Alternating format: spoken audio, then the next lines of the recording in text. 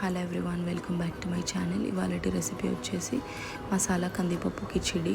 So నేను ముందుగా కుక్కర్లో కొంచెం గీ, కొంచెం ఆయిల్ వేసుకొని ఇందులోని కొంచెం సాజీరా, లవంగాలు, మిరియాలు, దాల్చిన చెక్క, బగారాకు, కొంచెం ఇంగువ అండ్ ఉల్లిపాయలు, కరివేపాకు, అల్లం వెల్లుల్లి పేస్ట్ వేసుకొని బాగా ఫ్రై చేశాక దీంట్లోనే తగ్గట్టు వాటర్ పోసుకున్నాను. సో నేను 1.5 కప్ బియ్యం, 1 కప్ పప్పు వేసుకున్నాను.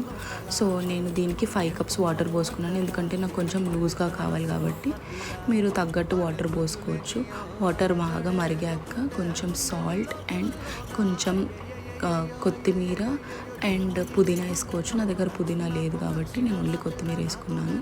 బాగా వాటర్ మరిగాక పప్పు బియ్యం వేసుకొని 2 విజిల్స్ పెట్టేస్తే సింపుల్ కందిపప్పు కిచిడి రెడీ. ఇలాంటి మరిన్ని వీడియోస్ కోసం please do like, share and subscribe my channel. Thank you. Bye.